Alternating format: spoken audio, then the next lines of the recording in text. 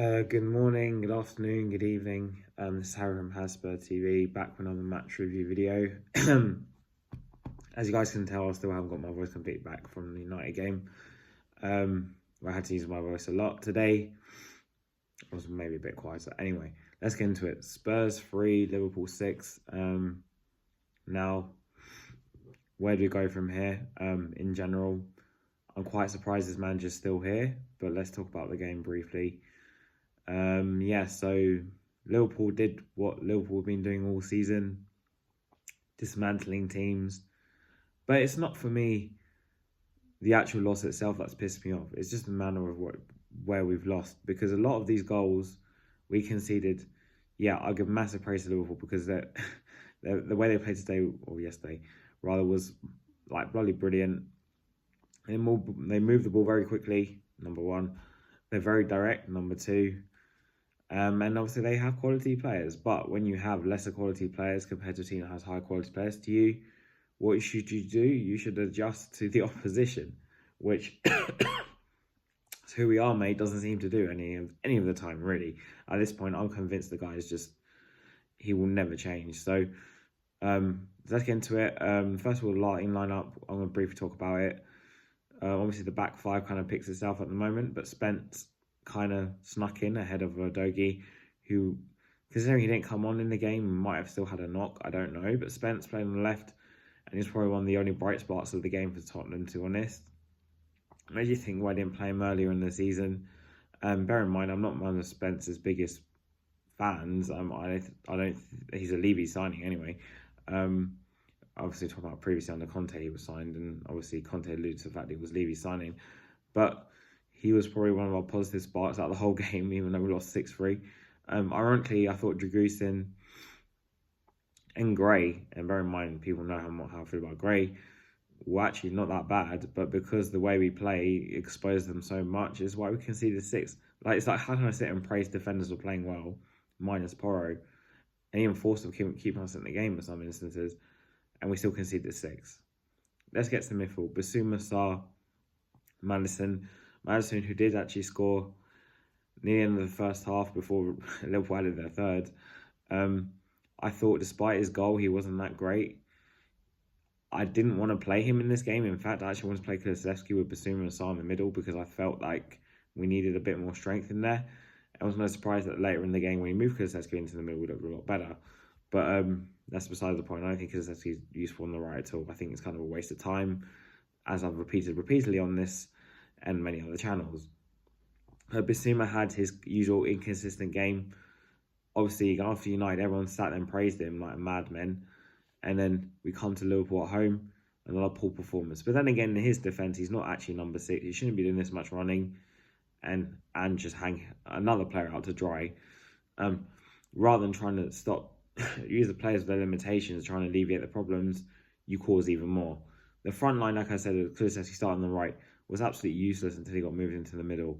Solanke, yes, he scored his goal, but I do kind of feel sorry for him because, again, very little supply. He's probably the least of our problems, despite not being the striker that I wanted in the summer, despite not being the striker that I don't think the level will just take us to actually win things. He's the least of our problems. Sonny, poor again, but again, he shouldn't be playing on the left wing. He should be a super sub, or if you're going to play him on the left, invert him, rather than inverting every fullback in existence. And let's get into the tactics. So bear in mind, guys, we're playing at home to Liverpool, who are top of the league. Now they're 4 points top of the league. We're scoring goals galore. So what did Mr. Slotbury did before he went to play us this game? He watched the previous games. Because what did Liverpool do? They switched the play every time. And to me, it wasn't even a surprise, which is why I call this title Disappointed but Not Surprised. But it's so frustrating.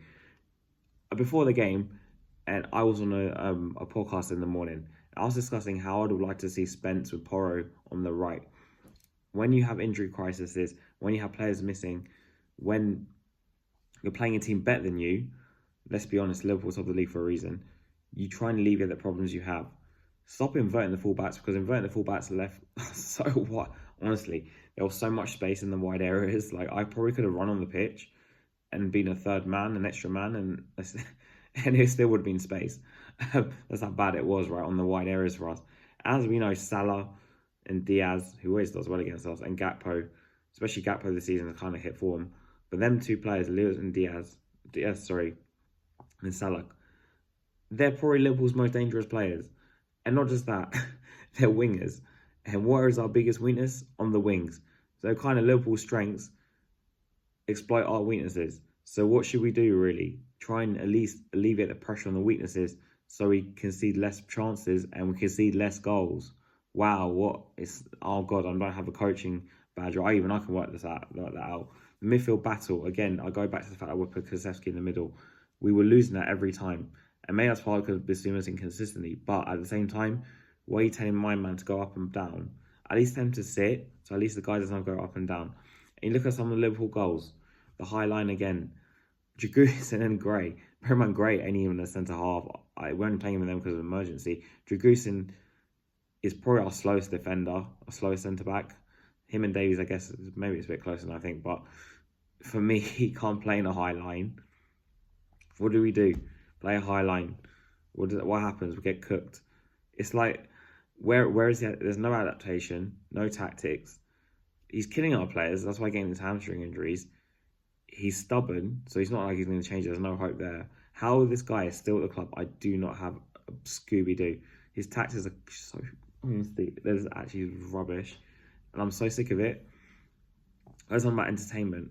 The only team that was entertained fans as well was entertained with Liverpool fans and the neutrals, because we flipping conceded 6. We're exposed to another fact. That's now the 8th time, bear in mind 2 of them were in the same game, where Spurs have conceded 3 goals in 45 minutes, so in one half. I've never heard of records like this before in my life. And bear in mind, I've been going to Tottenham since like the late 90s, when we had really bad players like Tarico, Thatcher, Chris Perry. It's a long list. And I still saw games never like that.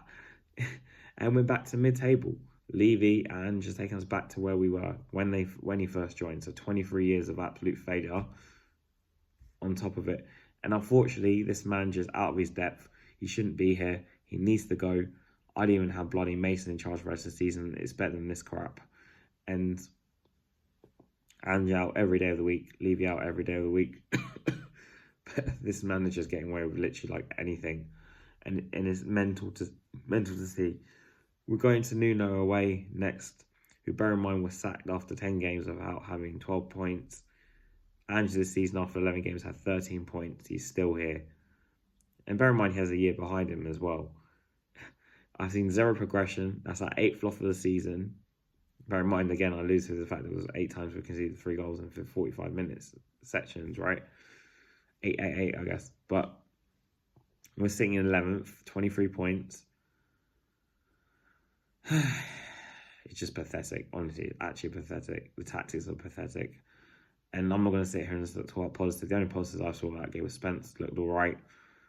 And the rest of the players I kind of felt sorry for, because Ange's tactics hung them all out to dry. Every single one of them hung them all out to dry. He's killing these players. Literally, he's killing them tactically, physically. We need a change.